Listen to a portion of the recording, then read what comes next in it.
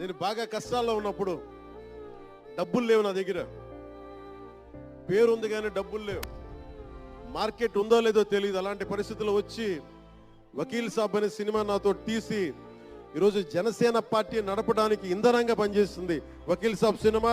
దాని నిర్మాత దిల్ రాజు గారు.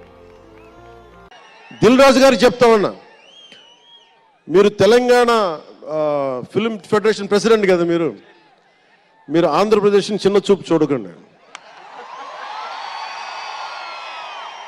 అదొకటే నేను కోరుకుంటా ఉన్నా.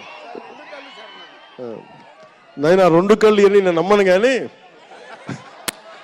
మీరు తెలుగు చిత్ర పరిశ్రమని అటు తెలంగాణలోను ఇటు ఆంధ్రాలోను రెండు చోట్ల అద్భుతంగా ఉండాలని కోరుకుంటా ఉన్నాను. ముఖ్యంగా ఆంధ్రప్రదేశ్ యువతకి వీళ్ళకి స్టంట్ స్కూల్స్ పెట్టండి, మా వాళ్ళకి స్కిల్ డెవలప్మెంట్ ఇవ్వండి మాకు.